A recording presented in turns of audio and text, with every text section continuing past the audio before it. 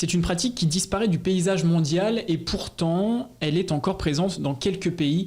Je parle de la peine de mort et aujourd'hui, pour en parler avec moi, Hélène Dumont, militante d'Amnesty International Rouen. Bonjour. Bonjour. Dans le dernier rapport d'Amnesty International paru en avril sur la peine de mort en 2020, 483 exécutions dans 18 pays sont recensées. Pour la troisième année consécutive, le nombre de ces exécutions dans le monde est plus faible sur les 10 dernières années. Ma première question est simple, s'achemine-t-on vers une abolition universelle de la peine de mort ? Alors, c'est ce que Amnesty International demande, bien entendu. C'est vrai que le nombre de condamnations et d'exécutions a baissé. Malgré tout, il en reste encore beaucoup. Alors, on peut dire qu'il y a une avancée parce que depuis le début de la campagne qui a démarré en 1997. À cette époque-là, il y avait 16 pays qui étaient abolitionnistes. Actuellement, sur les 193 membres de l'ONU, il y a 144 pays qui le sont abolitionnistes. Alors, on peut dire, pour détailler un petit peu, il y en a 108 qui ont aboli complètement pour tous les crimes. Il y en a 8 qui ont aboli pour les crimes de droit commun et 28 qui ont aboli en pratique. Malgré tout, il en reste encore 56. Amnesty International a lancé sa campagne pour l'abolition universelle de la peine de mort depuis 1977 déjà. 16 États d'Europe, d'Amérique du Sud et d'Océanie l'avaient supprimée pour tous les crimes. Qu'en est-il aujourd'hui ? Alors, je dirais qu'il y a une évolution parce qu'il y a plusieurs facteurs qui rentrent en ligne de compte. Alors, des facteurs politiques. Pour vous donner un exemple, pour qu'un pays rentre dans l'Union européenne, il faut qu'il soit abolitionniste. C'est ce qui s'est passé pour la Turquie il y a quelques années quand elle a voulu rentrer dans l'Union européenne. Il y a des facteurs économiques. Autre exemple, le Sri Lanka. Le Sri Lanka n'avait pas exécuté depuis un certain nombre d'années et il s'est avéré que pour une affaire, il a voulu à nouveau qu'il y ait une condamnation et une exécution. Et donc à ce moment-là, l'Union européenne s'est rapprochée du Sri Lanka de façon assez...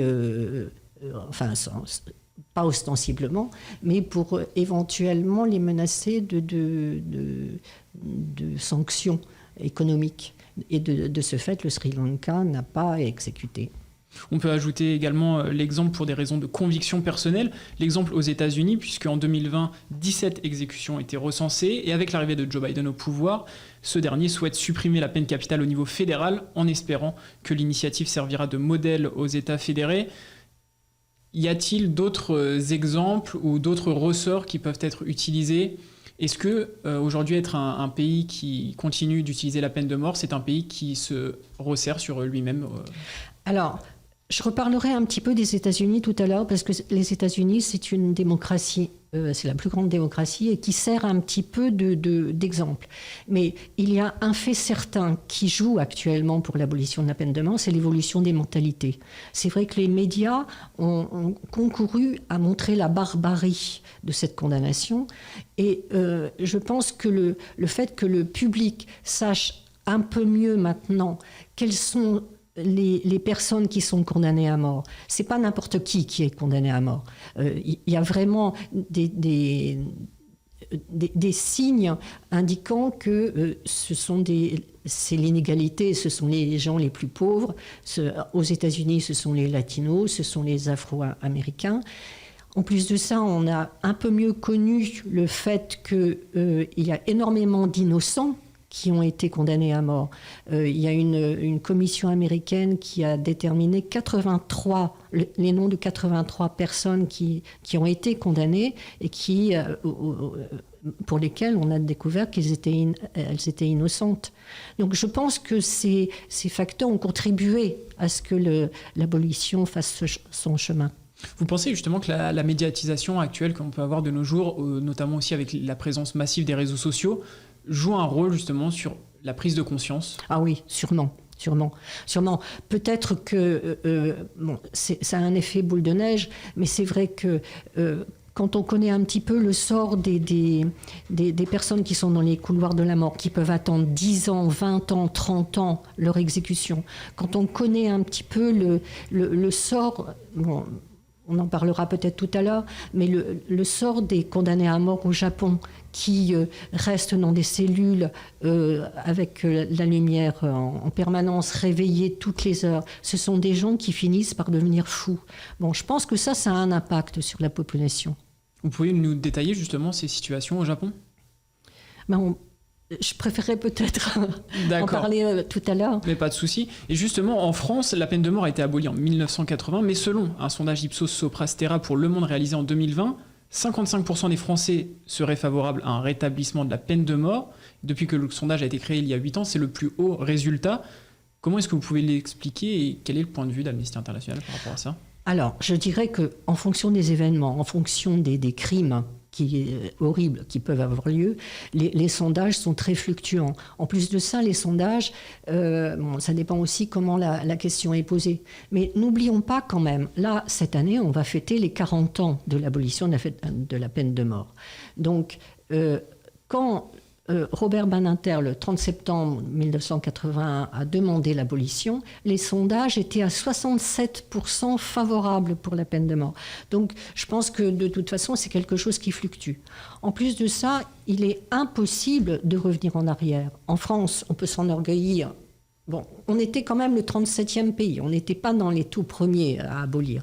Mais on peut s'enorgueillir d'avoir aboli la peine de mort et revenir en arrière, c'est impossible, puisque de toute façon, l'abolition figure dans la Constitution. Donc, ça voudrait dire modifier la Constitution.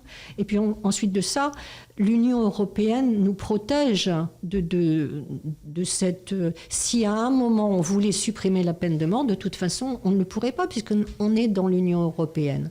Et ça voudrait dire, à ce moment-là, sortir des traités internationaux, ce qui est impossible. De toute façon, un pays qui sortirait des traités internationaux perdrait toute crédibilité. Oui, il y a vraiment trop d'obstacles pour que la peine de mort puisse revenir en France. Oui. Ça, oui, et puis je pense que ce serait vraiment revenir sur les principes de la démocratie.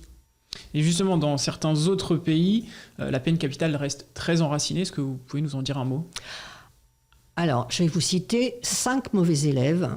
La Chine en premier. Alors, ce qu'il faut savoir, c'est que la Chine, on est incapable de savoir quel est le nombre exact de condamnations, enfin d'exécutions, mais on tourne autour de 5000. Donc, dans les chiffres que l'on donne, on exclut la Chine parce qu'on n'a rien. Le deuxième pays, c'est, c'est l'Iran. Alors, l'Iran a exécuté 246 personnes en 2020. Si on rapporte le nombre de personnes, le nombre de condamnations en Iran au nombre de personnes en Iran, enfin de la population, excusez-moi, l'Iran tue plus que la Chine. 246, c'est énorme. Ensuite vient l'Égypte. Alors l'Égypte a triplé l'année dernière son nombre d'exécutions. On est arrivé à 107. L'Irak, 45 en 2020, mais il y a 8000 personnes dans les couloirs de la mort en Irak. Et l'Arabie saoudite. Alors l'Arabie saoudite a baissé un petit peu. Il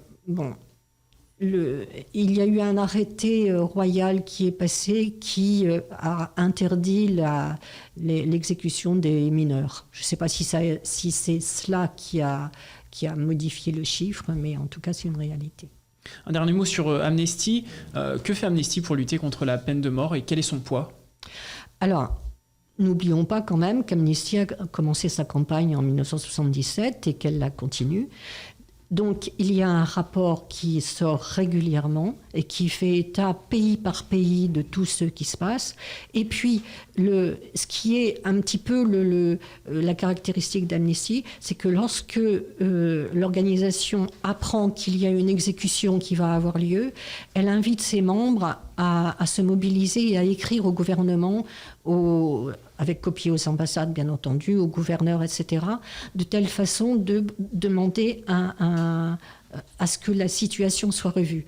Et comme ça se passe partout dans le monde, le fait d'avoir des milliers, des millions de courriers ou de mails qui arrivent à un gouvernement, c'est pointer un gouvernement et lui faire savoir que le monde entier le regarde. Et je peux vous dire que ça a des effets. Un impact mondial vraiment oui, qui et pèse. On arrive à avoir, pas forcément des libérations, mais des personnes qui bénéficient d'un autre jugement. Merci à vous, Hélène Dumont. Vous retrouvez les infos sur amnesty.fr et sachez que vous pouvez également retrouver cette émission sur notre site et application Radio Sensation.